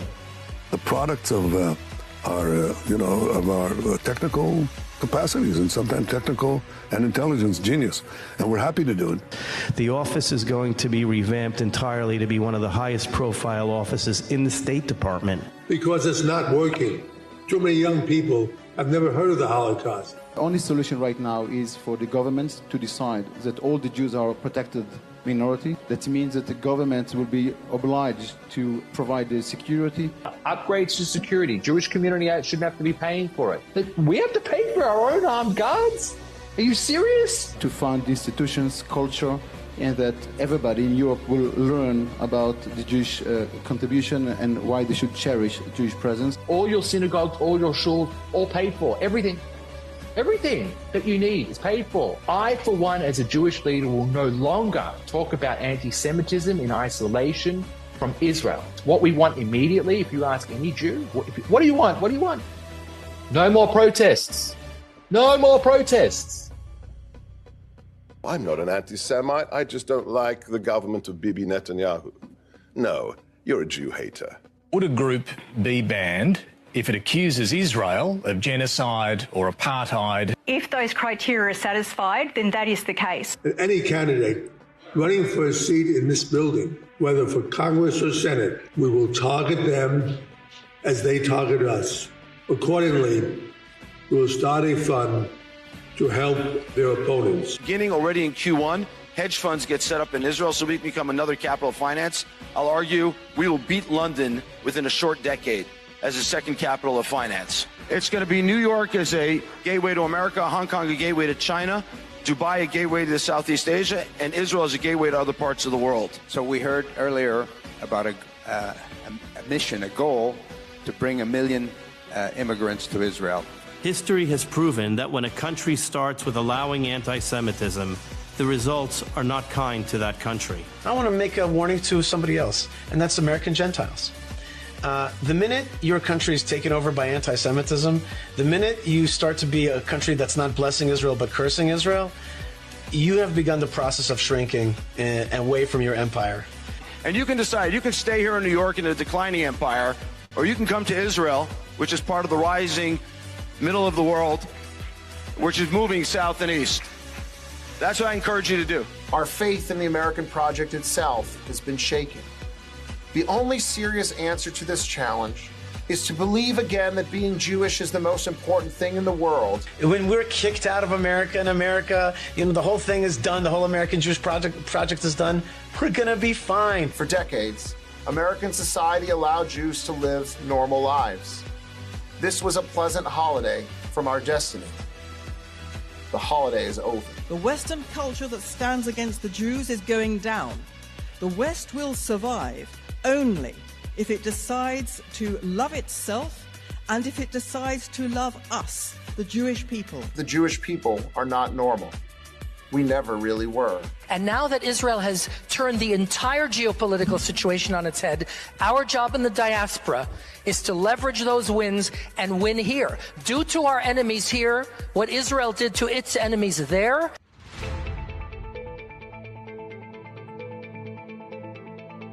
And to the world, I say this: history will not remember those who merely denounced hatred in polite language. History will remember those who acted. This is a small bunch of wannabe Nazis. That's what they are. Anti-Semitism is pure evil. If we have to hunt you down the way they hunted down Nazis for decades, we will find your identities. We will find you. We will achieve justice. I think we're at the cusp of a new age, because I think that we will achieve the expansion of peace. I think that we are at a new age because I think that the possibilities of technology, with their risks, especially in AI, but with their positive benefits, are enormous in every field. I mean, from agriculture to health to transportation and I think that we are together. We can lead this and become not a secondary power, but a primary power. Yeah, Harrison put that together. He was like, yeah, check it out. I was like, okay, I'll check it out. Look, it's weird because, we have a constitution here. We've got, the First Amendment. You got the Second Amendment, and other people want to come over from their countries and be like, America has to do this. Have you looked at our Constitution? No, we don't. That's why we have one. Yeah, as tattered as it is, y'all, as dysfunctional as we are here in America, at least we have that. And you don't like it, and you want to force everybody here to go along with you. Guess what? We don't have to. Because that's not what our Constitution says. Okay? Again, as dysfunctional as we are, we don't have to subscribe to anything for anyone. Because, see, we're here in America. We don't have to subscribe to Israel at all. Period. It's one thing to be a geopolitical partner, right? It's one thing to play nice in the sandbox where we're like, hey, cool, we don't hate you, but you're not like, we're not super besties, but we're cool, right? We're good, right? Don't mess with us. We won't mess with you. I'm cool with that. But when you start coming over here and making demands on the American people, nobody voted for you. Nobody voted for this. What do you want? Go somewhere. Go back to your home country and y'all do whatever you want to over there, but you're not going to bring that over here. That's all I'm saying. So Spud says they're lying about monitoring college campuses because in Miami, the TPUSA leader made horrible anti-Semitism hate speech and they all are silent. Elon Musk did that symbol and they were quiet. The ADL pick and choose who they want to target for anti-Semitism hate speech. Not wrong. And Robo says, starting to question Israel's real goals. They're taking huge advantage to excuse killing. Yeah, and see, that's another thing that's going on with them. Like, look, I'm an American. I am not an Israeli. And Uncle Coolwater says, so the small hats can come out the people, but the people can't come out the small hats. This is not good. Yeah, it's weird. It's weird. I don't like it.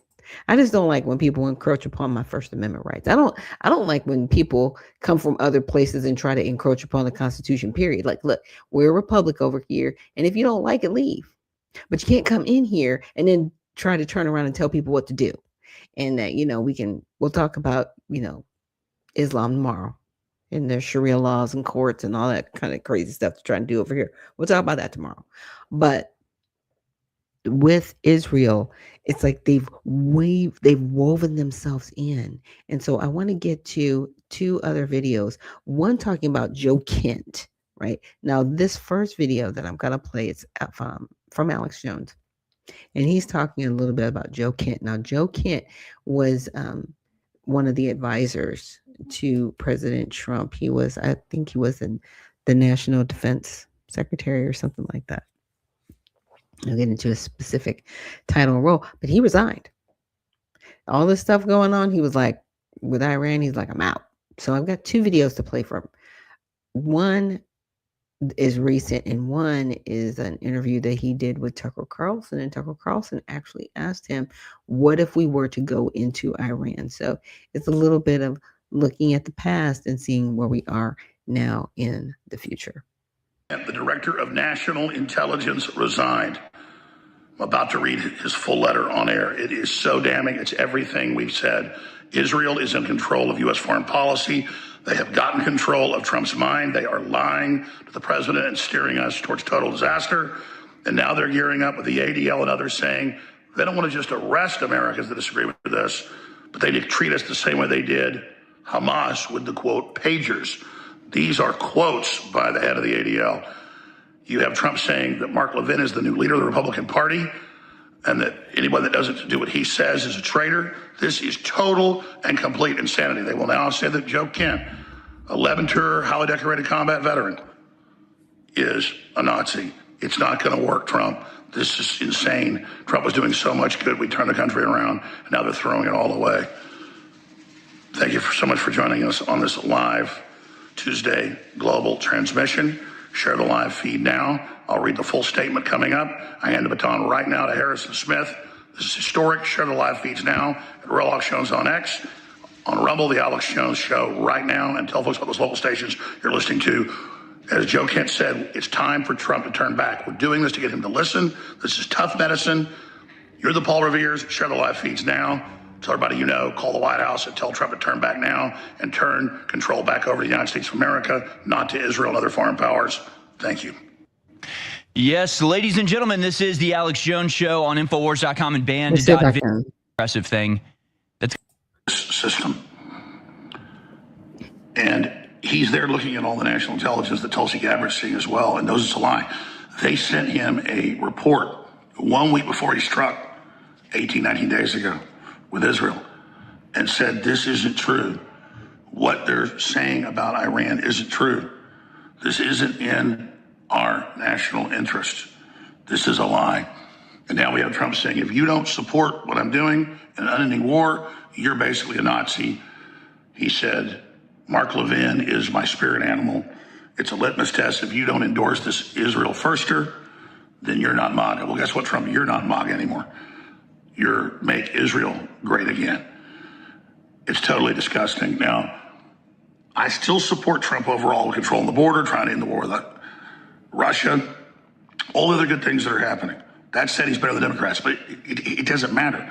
We are still going to put pressure on Trump to not continue to step into this mother of all miscalculations and disasters as they're basically admitting it is. We're not like the Democrats that just cultishly follow our supposed leader. And regardless, we'll continue on with populism in the spirit of 1776 and America First. Populism is winning elections all over the world.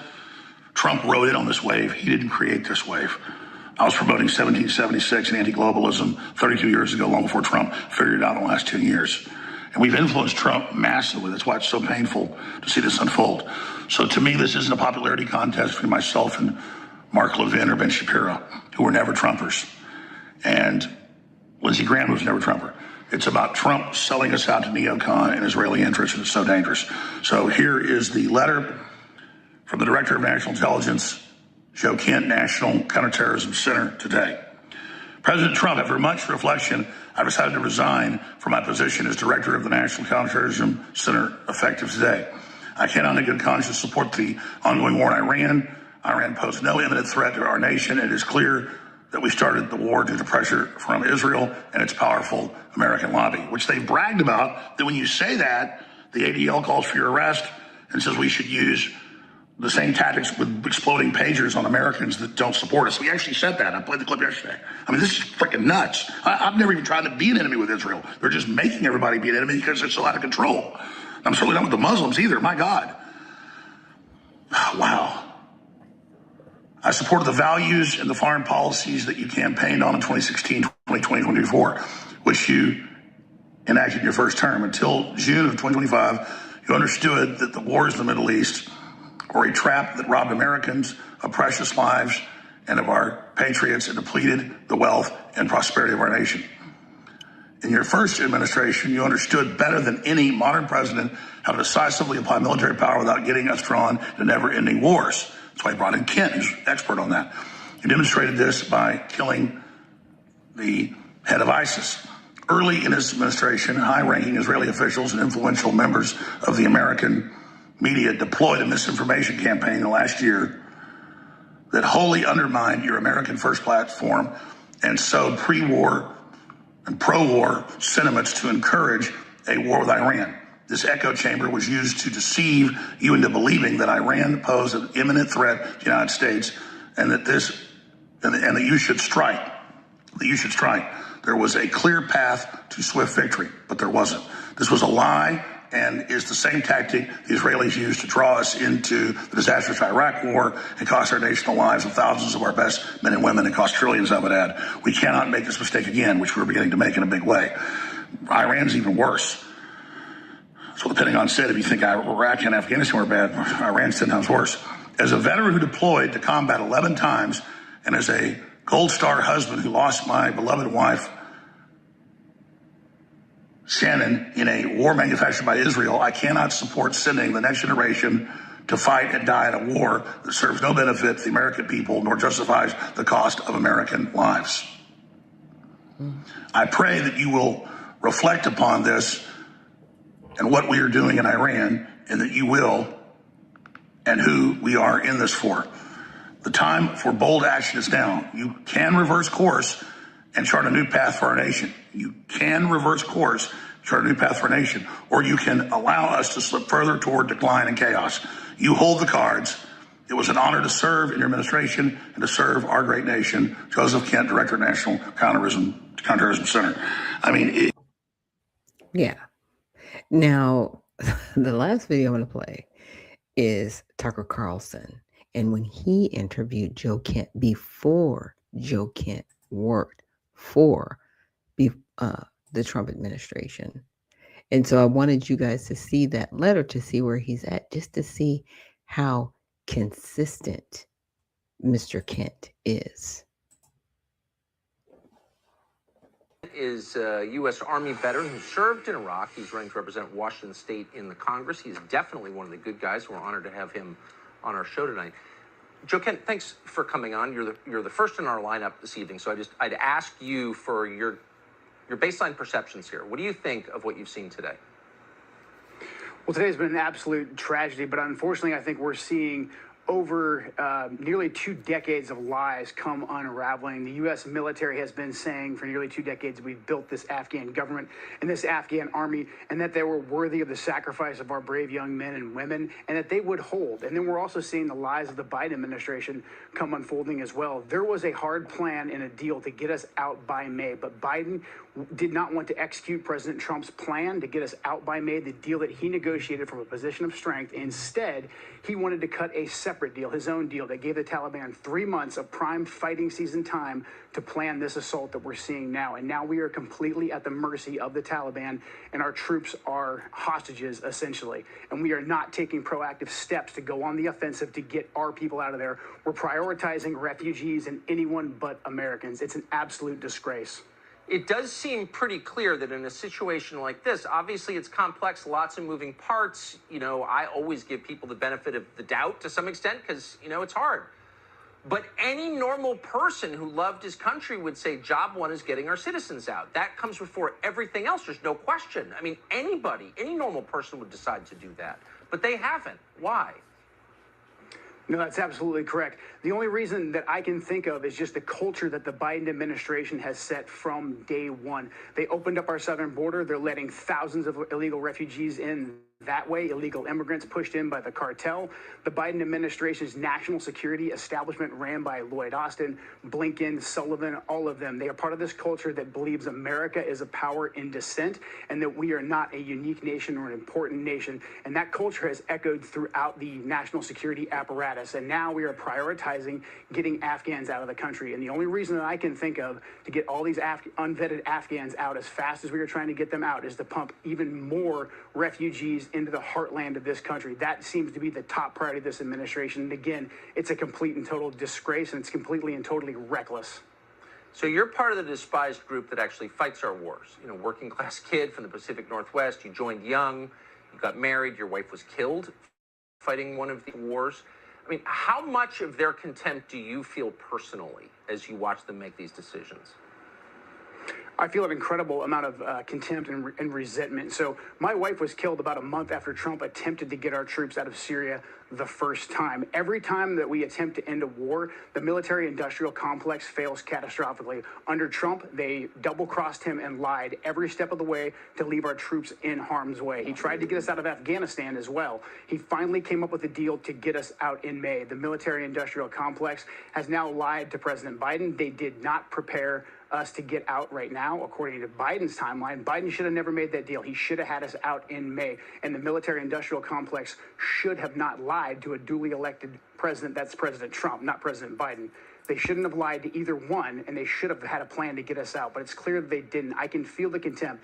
The politicians and the military-industrial complex, the unelected bureaucrats, they treat us just as cannon fodder to make their political gains. And we do not have to take that anymore. This is our country, and we need to start taking it back. It's all crumbling apart right now. The illegitimacy of the Biden administration and the illegitimacy of our permanent ruling class. Man, you're making me upset just hearing those words because they're so clearly true. And I think anyone listening tonight who's lived in this country for the last 20 years knows that what you said is exactly right. And my last question to you, not to increase the level of bitterness here, but there are a lot of people responsible for the debacle that we're seeing now for the deaths of those 13 Marines, the Navy corpsmen, today. And you wonder if any of them will ever be held accountable for what they did. They will be held accountable. We are going to take the House and the Senate back in 2022, and we are going to hold a full inquiry on all of our wars, starting with this incident, starting with this botched withdrawal, and essentially working our way backwards. We know that we've been lied to about Afghanistan for years now. The Afghan papers that came out last year that the media ran coverage for, that all started to expose the lies. We know Iraq was based on lies. There will be accountability when we take our country back, and that's why I'm running for Congress, to take this nation back. Yes, now that was a discussion on Afghanistan. There is another video on Iran. I don't have that one, so I'll make sure that I play that one tomorrow. But definitely keep him in our prayers because, you know, he is a gold star husband. What that means is he actually lost a loved one in combat. So our prayers definitely go out to him. But he's definitely a man of integrity because he could have stayed. He didn't have to say anything. But his integrity couldn't allow him to stay. He was like, I got to walk away from this. You are not doing the right thing. And so we want to make sure that, you know, we, as Alex said, hold President Trump's feet to the fire. Again, and I will say this, when you get caught up emotionally, you make horrible long-term decisions. And that's what I see. And that's just my opinion. That's what I see going on. It's a lot of emotion for some long-term decisions that will affect us in the long term. And we need to make sure that our leaders are doing the right thing. So I want to thank you guys for joining me here on Women in Wellness Wednesday. I didn't have anybody come up on the broadcast. I didn't get anybody to ask to throw them the mic. But I am looking forward to tomorrow we are going to have Mighty Men Thursdays, and it will be open mic, just like Women in Wellness Wednesday. So if there's anybody that wants to come up and talk, share their thoughts on, it'll be open, right? You might have a topic that you've been wanting to discuss here on the broadcast. Just let me know. And again, you can send me an email at unfilteredvisionnews@gmail.com, or you can also send a, what was I going to say? You can send me a direct message on X. And my profile is It's Our Turn RP. So thank you guys so much for joining me here every day that you do join me on Unfiltered Vision News. And definitely make sure you check out the web-based app at unfilteredvisionnews.com. And with that, just make sure that you stay well, stay focused, and stay unfiltered. We'll see you in the next one.